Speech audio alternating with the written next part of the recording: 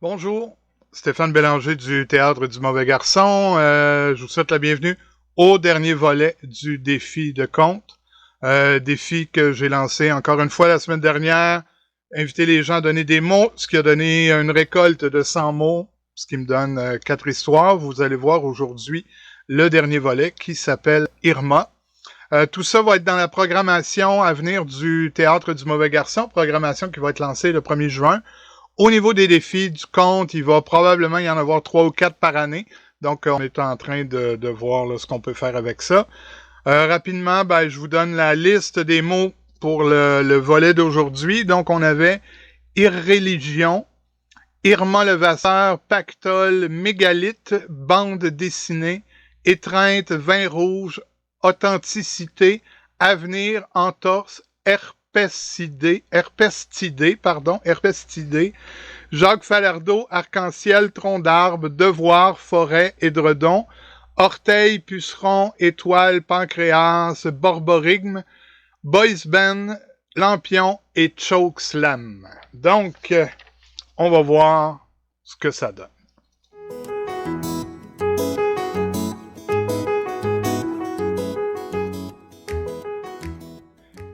L'histoire de Jacques Falardeau est bien spéciale. Sans vraiment de début, sans vraiment de fin. C'est une histoire qu'on aurait pu facilement laisser passer puis oublier de compter. L'histoire se passe dans les années 50. Jacques, c'est un ancien lutteur professionnel. Il avait été obligé de mettre fin à sa carrière à cause d'une fracture d'un gros orteil là, qui avait jamais vraiment guéri. Les médecins y avaient suggéré fortement de mettre fin à sa carrière parce que la lutte, c'était devenu dangereux pour lui. Je ne sais pas s'il y en a qui se rappellent de lui. Il était connu sous le nom le roi du chokeslam. Il a quand même eu une bonne carrière. Il a fait des tournées, il est même allé jusqu'aux États-Unis. À sa retraite forcée, il avait mis quand même un petit peu d'argent de côté, puis ça lui avait permis d'ouvrir un magasin. C'était une boutique où il vendait des bandes dessinées. C'était drôle de le voir aller.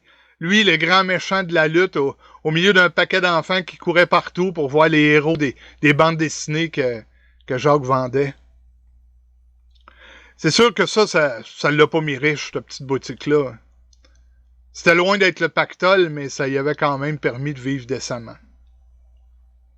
Dans ses loisirs, Jacques il faisait partie d'un groupe de musique. Ouais, avec 4 de ses amis, il avait formé un groupe. Il faisait de la musique comme ça, des chansons un peu partout dans le quartier.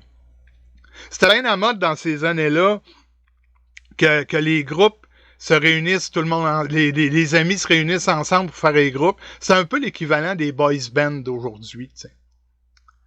Puis à l'époque, les groupes avaient tendance à se donner des noms anglophones dans l'espoir de percer aux États-Unis, je sais pas, tu sais.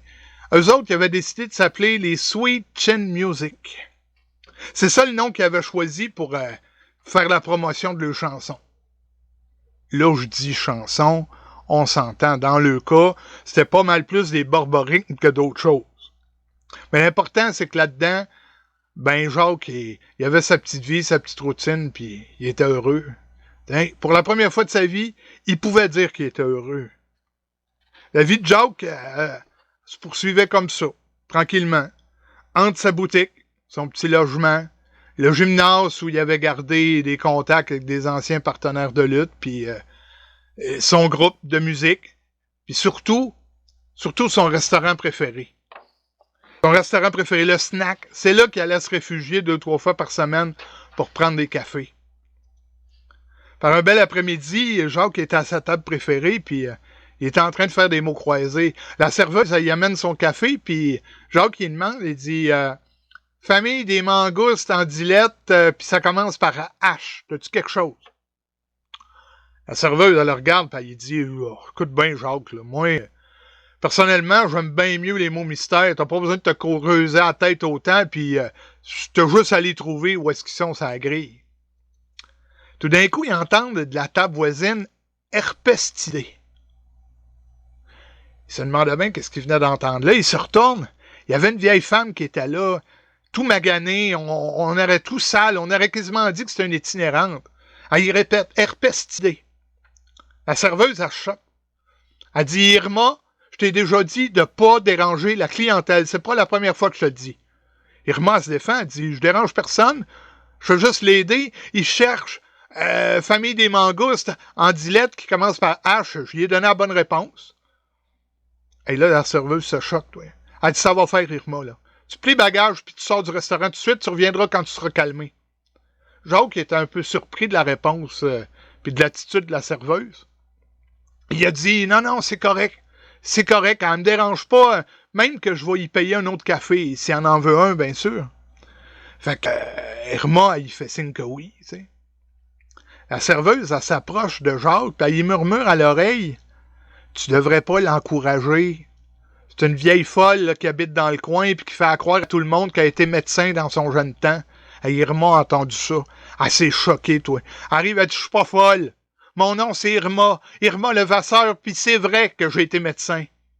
Et là, il était sur le point de s'énerver. Jacques, pour la calmer, il se met à y jaser. Puis elle s'est assise, puis ils ont fini le mot croisé ensemble, en buvant un café. Ça a été le début d'une grande série de rencontres. 2-3 fois par semaine, ils se voyaient. Ils se voyaient, ils buvaient un café, puis ils faisaient des mots croisés. Au fil du temps, Jacques avait fait son enquête. Puis il avait fini par trouver que ce qu'Irma disait, ben c'était vrai. C'était tout vrai. Non seulement elle avait fait de la médecine, mais c'était elle, la première femme francophone à pratiquer la médecine au Québec.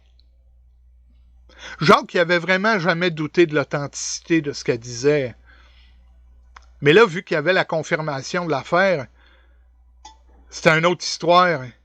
Et il s'est mis à la voir différemment. Il regardait, là, elle, tout sale, tout vieille, malade, abandonnée par tout le monde, puis il se demandait comment ça se faisait qu'une femme qui avait tant donné dans sa vie recevait si peu.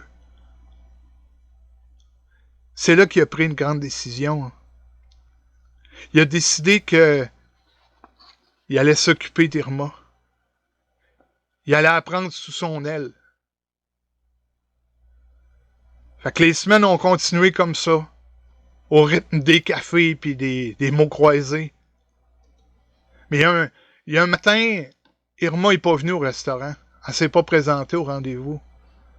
La serveuse s'approche de Jacques et elle dit « D'après moi, elle viendra pas.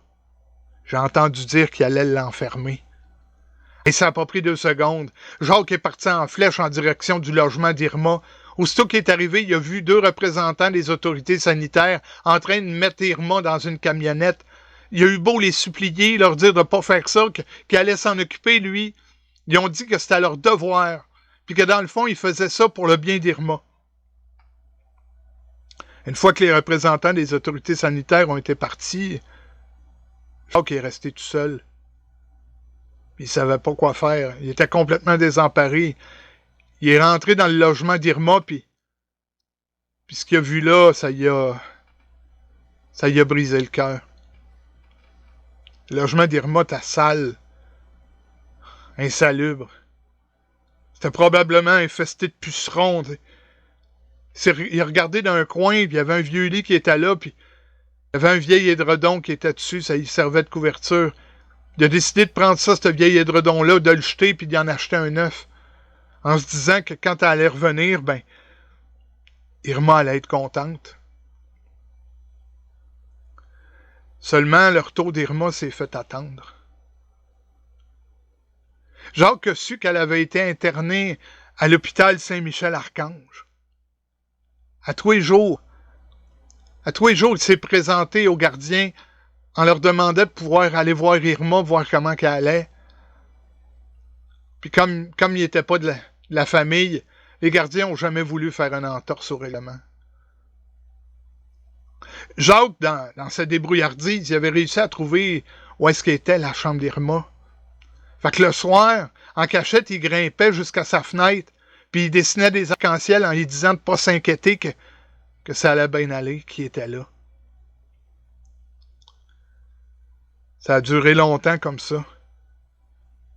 Jacques s'est mis à faire toutes sortes de démarches juridiques et administratives pour faire en sorte que qu'Irma soit pas déclarée folle. Il faisait tellement de démarches, puis ça y prenait tellement de temps qu'il était obligé de fermer son magasin un jour sur deux, quasiment. Ses amis ne comprenaient pas ce qu'il faisait là. Il allait le voir et il disait « Qu'est-ce que tu fais, Jacques? Tu mets en péril ton avenir, tu mets en péril l'avenir de ta boutique pour aller prendre soin d'une vieille folle qui de toute façon va mourir d'une couple d'années. » Jacques lui répondait que son magasin valait pas la vie et la dignité de cette femme-là. Que s'il était obligé de fermer son magasin, ça ne le dérangeait pas parce qu'il allait toujours trouver le moyen de le réouvrir. Mais que la dignité puis les derniers jours de la vie d'Irma, ça, c'était récupérable. Personne n'allait pouvoir récupérer ça, jamais. Jacques, c'était pas un gars ben religieux. Même qu'à une certaine époque, on aurait pu l'accuser, facilement l'accuser des religions. Mais là, curieusement, il s'était surpris à prier. Ouais. Il faisait des prières comme ça, dans l'espoir que quelqu'un, quelque part, prenne soin d'Irma. On l'a même surpris un soir à la cathédrale en train d'allumer un lampion. Ça a duré comme ça presque un an. Un an de procédure, puis Jacques avait réussi à garder sa boutique ouverte de peine et de misère, tu sais, un jour sur deux. Mais finalement, ils ont eu gain de cause. Irma a eu le droit de retourner chez eux. Puis la journée de sa sortie, Jacques l'a accueilli chez eux, puis il a dit « À soir, on fête ça. On fête ton retour. » Irma était contente, elle s'est dit « On va aller prendre un café. » Jacques a regardé Irma, puis il a dit « Hey, non, laisse faire le café. À soir, on mérite du vin rouge. » Fait qu'il l'a pris, il l'a emmené dans un parc du quartier, puis ils se sont installés pour faire un pique-nique au pied d'un tronc d'arbre, en se faisant croire qu'ils étaient au milieu d'une forêt perdue, puis que là, personne n'allait jamais pouvoir les atteindre. On aurait dit que Jacques était pressé. On aurait dit qu'il voulait qu'Irma voie plein d'affaires le plus rapidement possible. Ah, il est allé chercher des roches, il les a placées en rond comme si c'était des mégalithes, puis l'espace d'un instant, ils se sont crus à Stonehenge. Ils ont repris leurs petites habitudes. Après les retrouvailles d'Irma, ils ont repris leur train-train. De café, de mots croisés. À un moment donné, Jacques il débarque puis il dit à Irma qu'il faudrait qu'il parte pour à peu près une semaine. Parce qu'il avait organisé une tournée pour les anciennes étoiles de la lutte. Puis il allait faire une petite tournée un peu partout comme ça. Il allait même aller jusqu'à Saint-Paul, au Minnesota. Mais il a dit à Irma, si t'es mieux que je reste, ben j'irai pas. Irma, il a dit non, vas-y. Hey, tu pourrais en profiter même pour aller voir mon université, parce que c'est là que j'ai étudié à Saint-Paul. Jacques était déjà au courant de tout ça.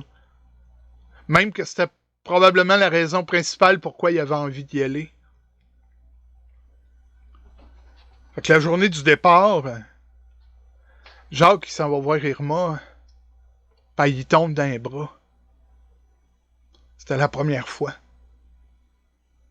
Elle y murmure à l'oreille « Merci. Merci pour tout. » Jacques avait le curieux sentiment que c'était leur première puis leur dernière étreinte. Il est parti. Il a fait son voyage, sa tournée, il est allé à Saint-Paul, au Minnesota, il a été voir l'université de la place où Irma avait étudié. Puis quand il est revenu, il n'a pas eu l'air surpris d'apprendre qu'Irma était morte. Elle était décédée d'un cancer du pancréas ou quelque chose comme ça. En tout cas, il y avait caché pendant presque un an. Jacques est allé à ses funérailles un 21 janvier dans l'avant-midi. Plus tard, ses amis lui ont fait remarquer qu'il avait tout fait ça pour rien. Qu'il avait mis sa boutique en danger, qu'il s'était démené comme ça pendant des années pour absolument rien, parce que tout ce qu'il a fait, ça avait rien changé au destin d'Irma, puis comme il l'avait dit, elle était morte pareil. Jacques leur a répondu, « J'ai peut-être rien changé. C'est peut-être vrai que j'ai tout fait ça pour rien. Mais si seulement ça pouvait servir de leçon. Tu sais, une bonne leçon là, pour qu'il n'y en ait plus jamais des Irma Levasseur, qu'il n'y ait plus jamais personne comme ça qui meurt tout seul dans une chambre insalubre après une vie bien remplie. C'est peut-être vrai qu'il avait fait ça pour rien. Mais il se disait dans le fond de lui-même que si les générations futures réussissaient à se bâtir un semblant de décence en s'inspirant de son histoire, ben, qu'il n'aurait pas fait ça pour rien.